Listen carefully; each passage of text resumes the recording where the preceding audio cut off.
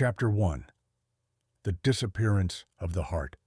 High above the misty banks of the glimmering river stood Castle Palmyre, a marvel of moss-covered stone, golden turrets, fluttering silken banners, and curling ivy that traced the very stories etched into its ancient walls. The castle, shaped like a great paw-print from the sky, was home to the kingdom of Felinaria, a place where cats ruled with velvet paws, sharp wits, and grand dreams. In the tallest tower, the royal heart pulsed. The heart was no ordinary gemstone. It glowed with the collected warmth, magic, and unity of 100 generations of feline clans. Suspended in a crystal cradle above the velvet throne, it radiated a soft golden aura that kept the kingdom's peace enchantment humming through every corridor, from the great marble halls to the humming kitchens deep below. Every year, during the Festival of Whiskers United, cats came from every corner of Felinaria. From the alpine peaks of Meountains, the fragrant jungles of Quokka, the beach cities of Sandpaw Shore, and even the floating islands of Nabulinx, together they celebrated another year of peace, magic, and prosperity. But this year, something went wrong.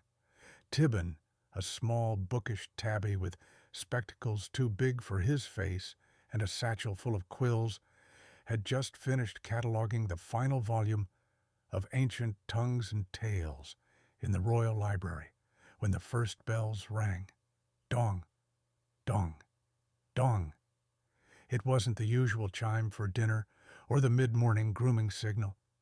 This was the heart alarm, a sound not heard in over 300 moons. Cats poured into the velvet throne room in a flurry of cloaks, paws, and startled mews.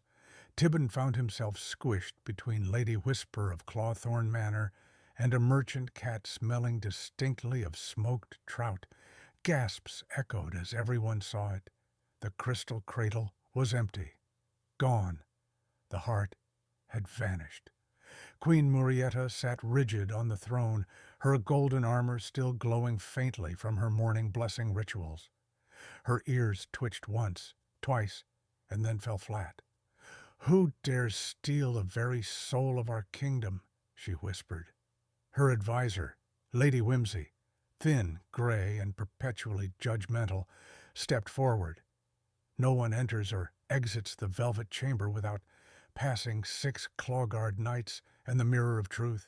This was no burglary. This was treason. The queen rose slowly, locked the gates, cancel the festival. No paw shall feast or frolic until the heart is returned. A murmur rose. Panic buzzed like hornets among the nobles. And then a voice, small but steady, rose above the din. "I'll find it." Heads turned. Tibbin blinked as dozens of eyes landed on him. He cleared his throat. "With all due respect, the heart didn't just vanish. Magical relics this old follow laws, patterns even.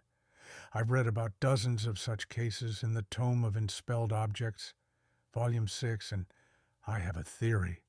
Whimsy scoffed. The kitten wants to chase stories. But Queen Murietta raised a paw. "Let the kitten try, but he shall not go alone." Behind Tibbin, someone muttered, "Oh no,